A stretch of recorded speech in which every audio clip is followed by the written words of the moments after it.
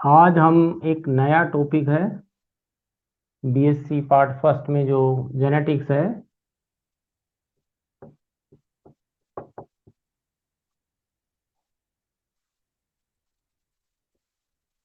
जिसको हम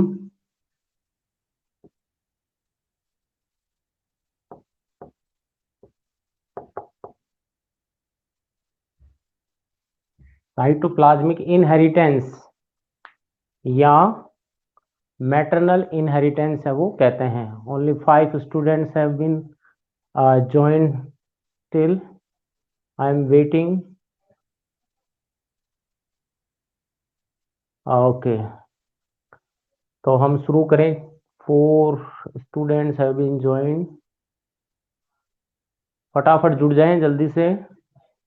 कौन कौन है ये? मानसी शर्मा है, आशमा बानो है, मानसी गौड़ है, सोनल आचार्य है। बहुत कम स्टूडेंट्स हैं। Okay, so first of all ये जो जेनेटिक्स में टॉपिक है साइटोप्लाज्मिक इनहेरिटेंस या जिसको हम कहते हैं मैटरनल इनहेरिटेंस, ये क्या है?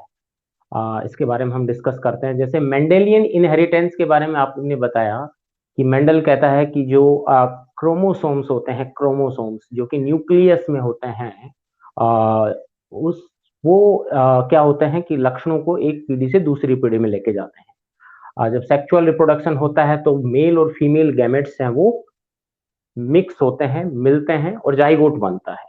अब मेल गैमेट्स स्पर्म है, फीमेल गैमेट ओवम है, यानी एक पैटर्नल जीन आते हैं, आधे आधे हैं मैटरनल जीन आते हैं, दोनों मिक्स होते हैं।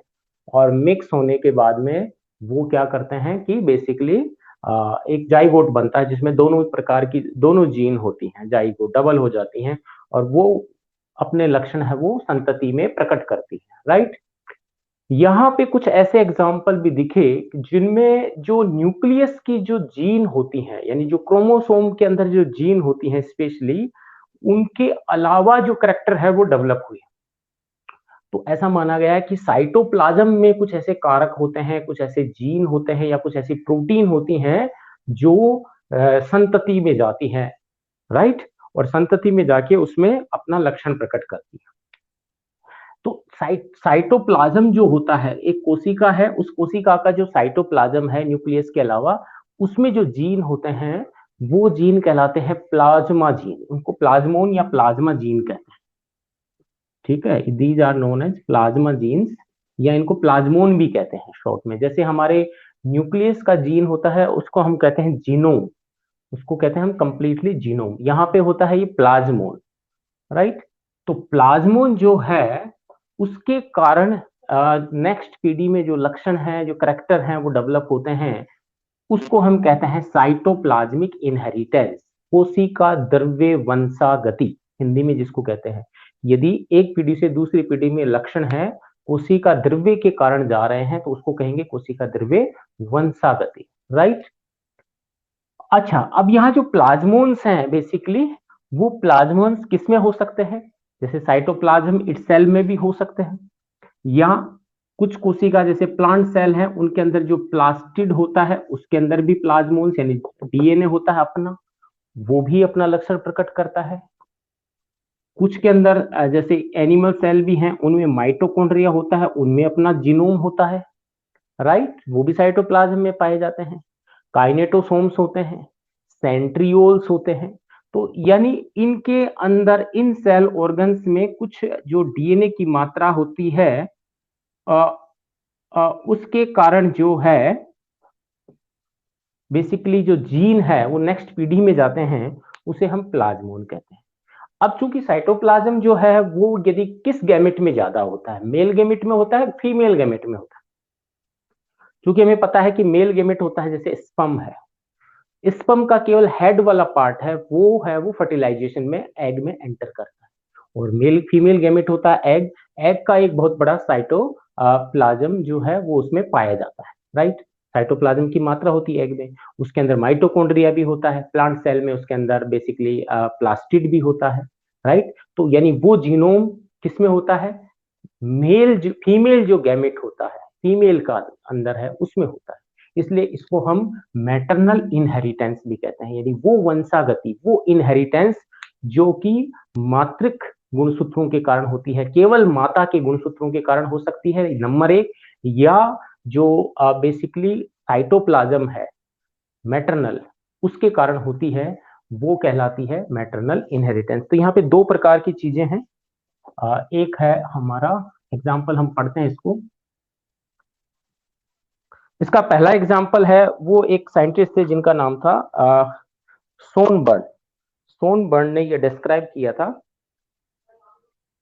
सोनबर्न explain about the kappa particle in paramecium. Paramecium जो है एक प्रजाति होती है, प्रोटोजोवंस होता है, पैरामीशियम ओरेलिया, उसकी उसमें किस प्रकार से जो संतति है वो आगे जाती है, उसके बारे में हम डिस्कस करते हैं।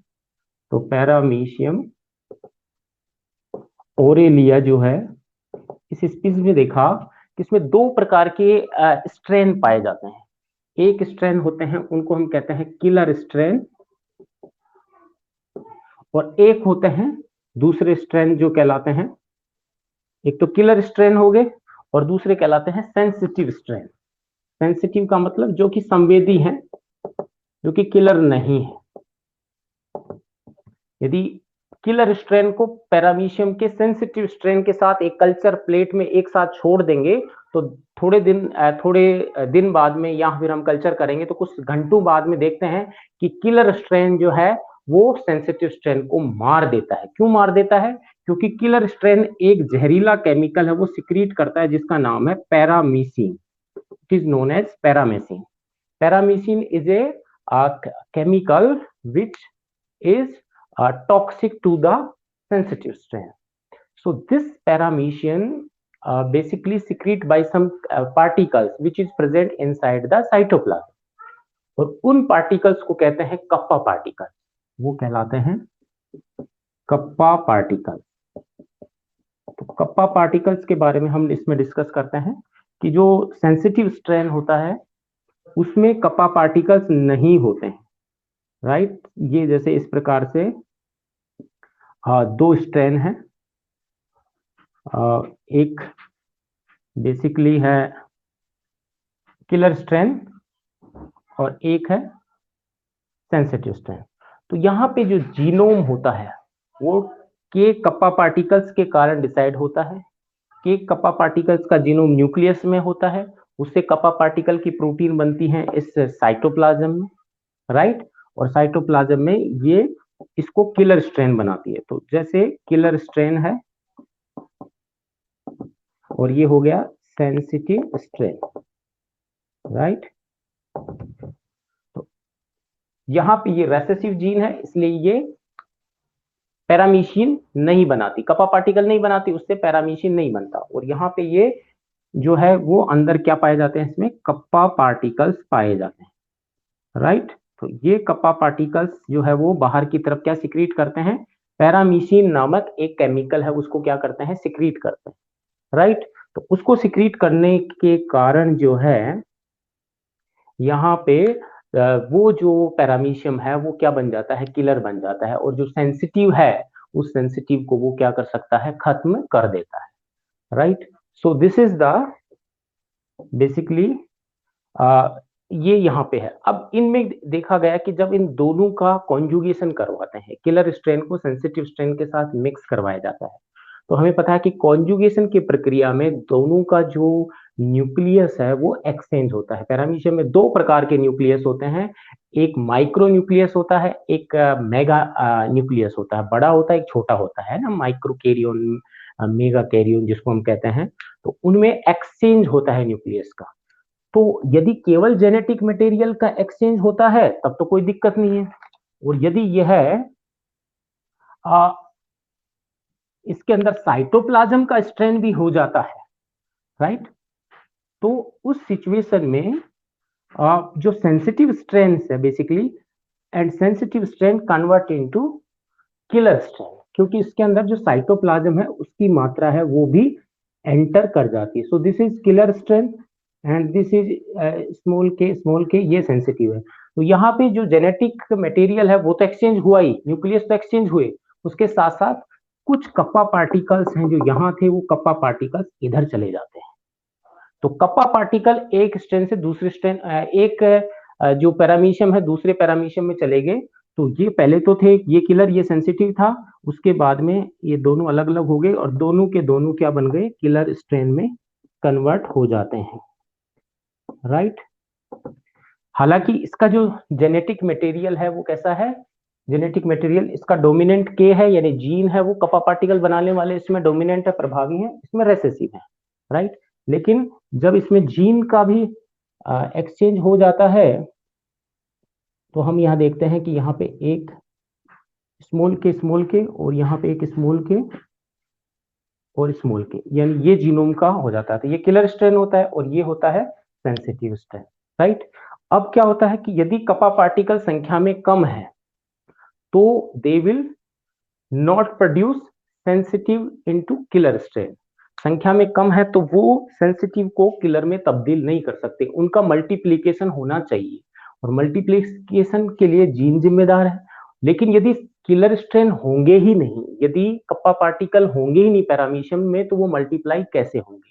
तो यदि उसके अंदर बेसिकली कप्पा पार्टिकल के अंदर वो हैं, जो पैरामीशियम के अंदर बेसिकली यदि हैं कप्पा पार्टिकल, तो वो किलर स्ट्रेन रहेगा, अदरवाइज वो किस में कन्वर्ट हो जाएगा, सेंसिटिव स्ट्रेन में कन्वर्ट हो जाता है। तो ये एक पैरामीशियम में हम इनहेरिटेंस देखते हैं। तो यहाँ पे ये देखते हैं कि जब तक साइटोप्लाज्म का एक्सचेंज नहीं होता है तब तक सेंसिटिव स्ट्रेन सेंसिटिव ही रहता है, और साइटोप्लाज्म एक्सचेंज हो जाता है, कप्पा पार्टिकल्स चले जाते हैं, then it will convert into killer strain. तो किलर स्ट्रेन का मतलब वही है कि वो घातक हो गया और उस घातक के कारण वो जो है बेसिकली पैरामीसिन नामक एक केमिकल है वो सिक्रीट करने लग गया, एक जहरीला पदार्थ सिक्रीट करता है जो पैरामीशियम ओरेलिया की जो दूसरी प्रजाति है, दूसरा जो स्ट्रेन है, उसको क्या कर देता है, कल्चर मीडियम में मार देता है।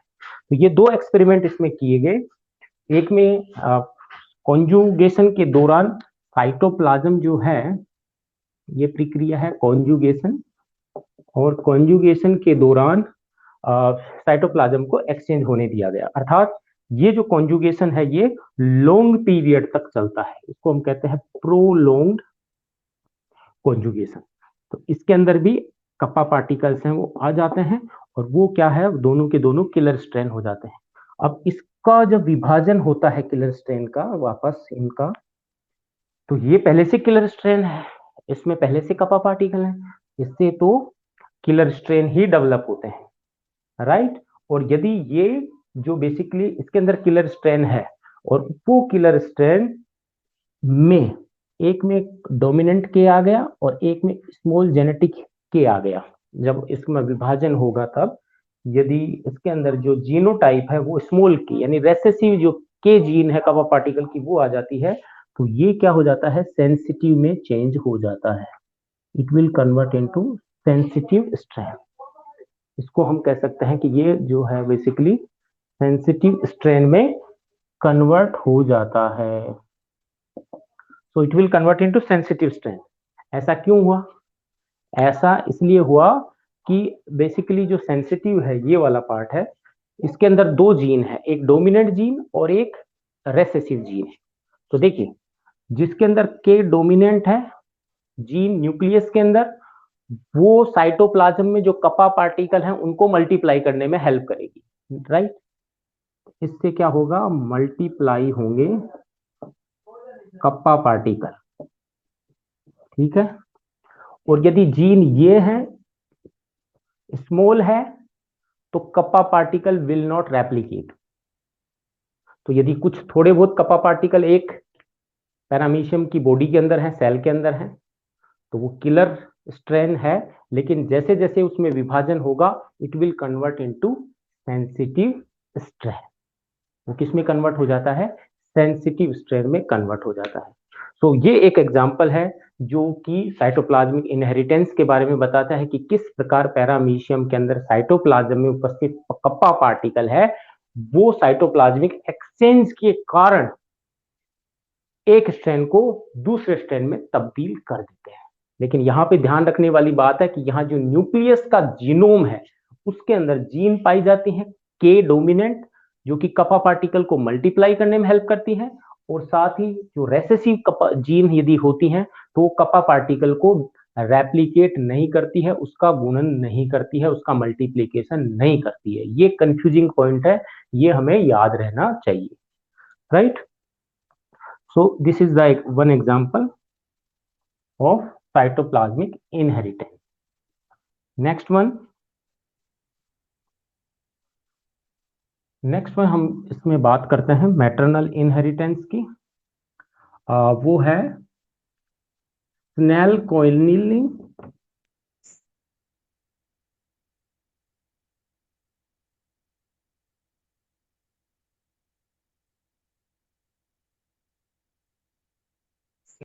इन लिम्निया।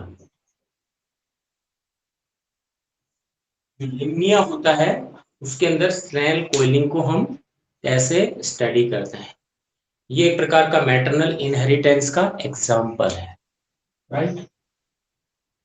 सो स्नेल जैसे ओके तो आई डिस्टर्ब्ड।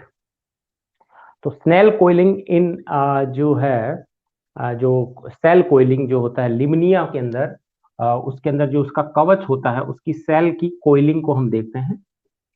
स्नेल नहीं, सॉरी, सेल कोइलिंग की बात कर रहा हूं मैं। लिमनिया जिसको हम स्नेल कहते हैं यानी घोंगा कहते हैं। तो ये जो गैस्ट्रोपोड होता है इसमें दो प्रकार की कोइलिंग पाई जाती है, एक राइट हैंडेड कोइलिंग, एक left handed coiling. Right handed को बोलते हैं हम डेक्स्ट्रल कोइलिंग, राइट। और जो लेफ्ट हैंडेड कोइलिंग होती है उसको हम बोलते हैं सिनिस्ट्रल कोइलिंग। सिनिस्ट्रल कोइलिंग, जैसे मान लीजिए ये है सिनिस्ट्रल कोइलिंग, इसको उल्टा कर देता हूं, ये हो गई सिनिस्ट्रल कोइलिंग। और यदि इस प्रकार से कोइलिंग बनती है तो वो हो जाती है डेक्स्ट्रल कोइलिंग, यानी ये दाईं तरफ घूमता है यदि कवच कुंडलन घोंगे का यानी स्नेल का, तो उसको हम बोलते हैं दक्षिणावर्त कुंडलन।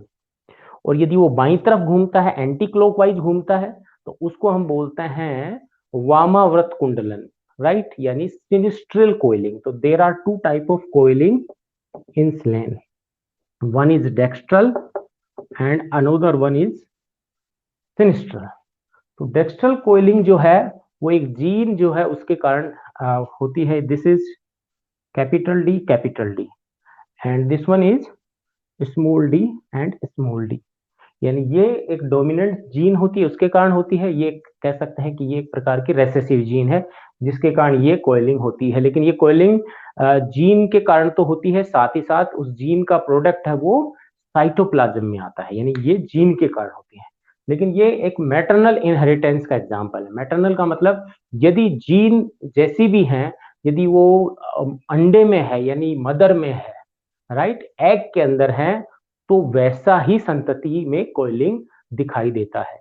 यदि एग में वैसा नहीं है, एग में चाहे डोमिनेंट हो चाहे रेसेसिव हो, यदि वो एग में रेसेसिव भी है तो भी नेक्स्ट पीढ़ी है वो कैसी होगी, रेसेसिव होगी। इसका एग्जांपल हम देखते हैं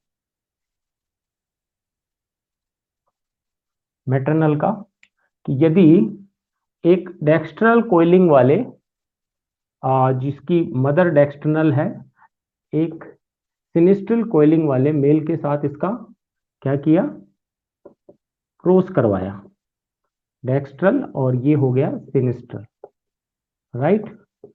अब यहाँ पे हमें देखना है कि जो मदर है वो डेक्स्ट्रल है, अर्थात जो अंडा है वो एग है वो क्या है, डेक्स्ट्रल कोइलिंग वाले जीन उसमें है, उसके साइटोप्लाज्म में है। और यहाँ पे ये हो गया स्पर्म, यानी ये मेल है। तो जब जाइगोट बनता है वो इस प्रकार से है F1 पीडी में, यानी प्रभावी गुणधर्म होगा जैसा कि हम कहते हैं। तो यहाँ पे ये हमें सारे के सारे क्या प्राप्त होते हैं, डेक्स्ट्रल मिलते हैं, राइट। क्या मिलता है, F1 पीडी में डेक्स्ट्रल मिलते हैं। तो F1 पीडी में ये डेक्स्ट्रल, ओके। यदि मैं बात करूं रिवर्स की, यदि इसको मैं मेल कर दूं और इसको फीमेल कर दूं, तो पहली पीढ़ी में सारे के सारे मिलेंगे सिनिस्ट्री, जो संतान पैदा होगी उसमें जो कोइलिंग होगी, जो कुंडलन होगा, वो कैसा होगा? ब्लॉकेज हो रहा है बार बार, I don't know what happen. Okay, live class public, आवाज आ रही होगी, चैट बॉक्स में लिख सकते हैं आप, मेरी आवाज आ रही है क्या? Okay okay okay, thank you. तो इसमें डेक्स्ट्रल, तो मैं बता रहा हूं कि पहली जो पीढ़ी है F1 जनरेशन है, उस F1 जनरेशन में सारे के सारे जो संतान होगी, यानी जो घोंगे पैदा होंगे, स्नेल होगी, उसकी जो कोइलिंग है वो डेक्स्ट्रल होगी। क्यों होगी? क्योंकि जो मदर है वो डेक्स्ट्रल है, राइट, यानी वो दाहिना व्रत उसमें कुंडलन पाया जाता है, यानी अंडा जो लिया है वो अंडा कैसा का है, वो डेक्स्ट्रल है, ये हमें ध्यान रखना है। यदि मैं यहाँ पे इसको इसको मेल कर दूं और इसको फीमेल कर दूं, राइट, उल्टा रिवर्स, यानी ये सिनिस्ट्रल तो फीमेल है और डेक्स्ट्रल मेल है, तो फर्स्ट में जेनेटिक कॉम्बिनेशन तो ये का ही रहेगा। मेंडल कहता है कि जहां डोमिनेंट है वहां पे डेक्स्ट्रल आना चाहिए, लेकिन यहाँ पे डेक्स्ट्रल नहीं आता, पहली पीढ़ी में क्या आता है, सिनिस्ट्रल आता है, यानी ये हो जाएगा अब sinistral. Now this one is sinistral. क्यों? क्योंकि ये है मैटरनल इनहेरिटेंस, क्योंकि यहाँ पे मदर की जो जीन है, अंडे में जो जीन है कैसा है, वो डिसाइड कर रहा है कि संतति की कोइलिंग कैसी होगी, तो इसको हम मैटरनल इनहेरिटेंस कहते हैं। तो अब हम पहले वाला ही एग्जांपल देखते हैं दोबारा से, यानी मदर है वो डोमिनेंट है, डेक्स्ट्रल है, और ये है सिनिस्ट्रल, तो ये सारे के सारे डेक्स्ट्रल होते हैं, राइट। अब F1 जो पीढ़ी के बाद में जो F2 पीढ़ी की हम बात करें, तो F2 पीढ़ी में हमें इस प्रकार से सेल्फ इसमें क्रॉस करवाते हैं, तो ये कॉम्बिनेशन मिलता है, जैसा कि मेंडलियन इनहेरिटेंस में हम देखते हैं, मेंडल की वंशावृत्ति में देखते हैं ना, पहला जो एकल संकरण का होता है 3:1, यानी प्रभावी प्रभावी प्रभावी और एक अप्रभावी लक्षण, यानी 3 डोमिनेंट और एक अप्रभावी, एक रेसेसिव, वैसा का वैसा हमें मिला। तो इसका मतलब है कि तीनों डेक्स्ट्रल होंगे और एक सिनिस्ट्रल पैदा होगा, लेकिन ये भी सिनिस्ट्रल नहीं होता है, ये सारे के सारे क्या होते हैं F2 पीढ़ी में, इनमें सब में डेक्स्ट्रल कोइलिंग पाई जाती है। अब ये सवाल आता है कि साहब ये डेक्स्ट्रल कैसे हुआ? इसका जो जीनोटाइप है, इसका जीनोटाइप है, ये तो स्मॉल डी है, हाउ इट बिकम्स, ये तो सिनिस्ट्रल होना चाहिए, लेकिन क्योंकि यहाँ पे जो एग था, जो अंडा लिया गया है, जो एग है वो अंडा, उस अंडे के अंदर जो जीन है वो डेक्स्ट्रल जीन है। देखिए यहाँ पे जो एग है उसका जीनोटाइप भी ऐसा है, और जो स्पर्म है उसका जीनोटाइप भी ऐसा है, राइट, यानी दोनों में क्रॉस करवाया तो इसमें डी जीनोम है, तो इसके एग के जीन जो है उसमें डी